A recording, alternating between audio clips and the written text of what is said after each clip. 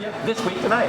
My name's A.T. Wells, and we're here with the executive director of the Dreamland, Joe Hale. Thanks for coming on. Great to be here. Thanks for having me. My pleasure. I think we all know the Dreamland and how it's old history, but since it's reopened, how long have you been the executive director there? About 10 weeks. About 10 weeks. Yeah. Well, congratulations. Thank you. Congratulations. Thank you. And how did the Dreamland get involved with the film festival? I imagine they approached you. Well, I think, the Dreamland goes back to 1831. And in the early part of the last century, it was a vaudeville house, it was a silent movie house, it was a roller skating rink, it was a hat factory, it was all kinds of things. But it really, really had its origin around film for the majority of its history. So it kind of goes to that we would be part of the film festival, certainly. Now, we went through that period where the Dreamland was closed during the renovation for a couple of years, and the film festival found other venues, but we were very pleased once we opened to get them back under our roof. Yeah. And I know that we just discussed that you're one of the premier places to see films, and that Nantucketers get a 50% discount on tickets, which I didn't know until just 10 minutes ago. I think that's the film festival, not the Dreamland. No, not for the regular films. However, if you're a member of the Dreamland, you get a discount on your tickets. You do get free popcorn. So there's an incentive. How does one become a member?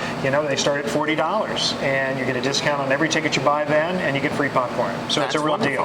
And is there a website that they can do this through? Yeah, Dreamland, NantucketDreamland.org. Okay, great. Right. Or they can stop by. Absolutely. We're open 362 days a year. So we're usually there. Somebody is. Somebody's there. Yeah. And it's a free public bathroom, which I think is a huge service. It is. It's very nice. It is very nice. Yeah. It's one of the nicest ones. I know.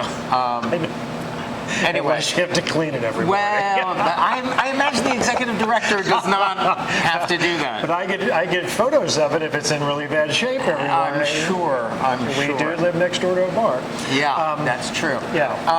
Now, is there a particular film you want to see? Just out of the blue, it's interesting, AD, because we have a partnership with the film festival that actually goes year-round. Mm-hmm. And we show typically independent or documentary films that are showcased during the festival, and we'll show them then during the year.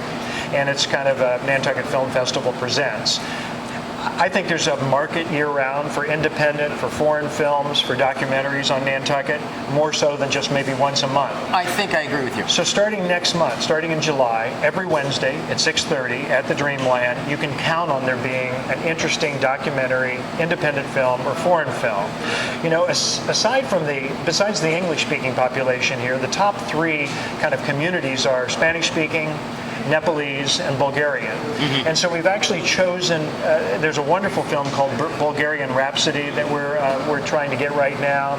There's a wonderful Nepalese film called Sherpa that just came out. It's, in Nepalese. There's some really, obviously... With subtitles? With English subtitles. Okay, good.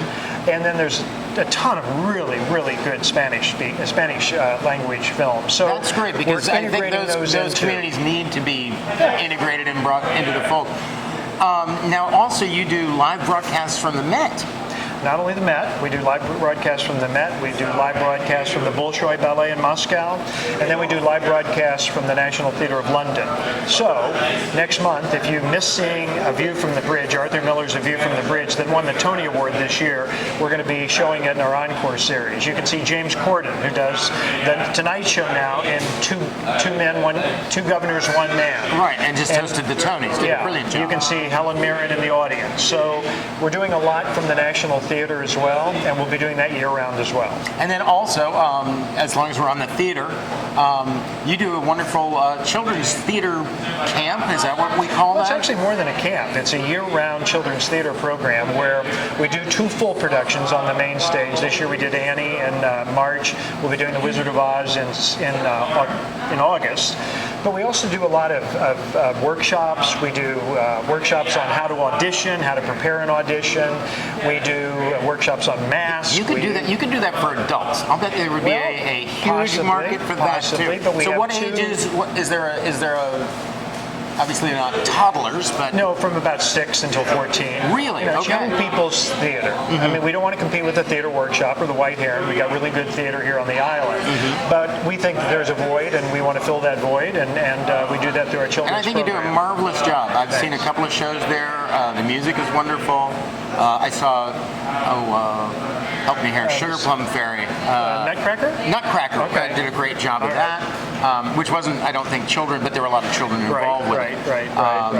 And considering that you don't have, a great sort of workshop space Right. to make that whole production happen, in different locales, you do an amazing job. You have to be pretty creative. Yeah.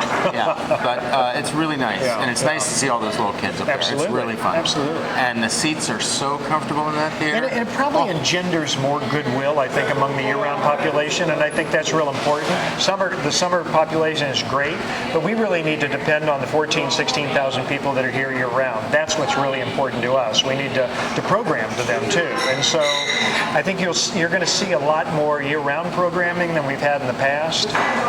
This year we've got this author series where we've got, Rob Cacuso, we got Nat Philbrick, we got Ellen Hildebrand, we have Nancy Thayer, we just had John Breglio, who wrote this wonderful book called I Want to Be a Producer. And he has produced every show, not every show, but he's produced, beginning with A Chorus Line, he's also producing Hamilton. Wow. So he has these great backstory Broadway stories that he told. And so these people are going to be talking about their new books, but instead of just lecturing, Nat Philbrick will be interviewed by Natalie Jacobson, former anchor in Boston. Yeah, she's got a home here, right? Right. We'll have John Shea interviewing Ellen Hildebrand. So it'll be more of a conversation. Who am I interviewing? We'll find somebody. Steve Axelrod. We'll find somebody. No, Possibly, Steve, I'm just possibly. kidding. I would love to interview him. I'm never going to work in theater again. Okay, well, we've been talking to Joe Ale, Sure. and I think we're going to have him on Front Up with Dan Driscoll at some point in the future. But right now, it's just Nantucket Film Festival. So The thanks film for tuning festival, in. Oh, go ahead. it takes over the Dreamland for the next 5 days. I'm sure. Like Yeah. from top to bottom, We breakfast, love- lunch, love to host them. dinner. Anyway, thanks very much for coming Thank in. you very much, AT. Appreciate it. My pleasure. Anyway, that's live, our first live from Barcos y Tacos. If you want to be filmed live, call Gino Gang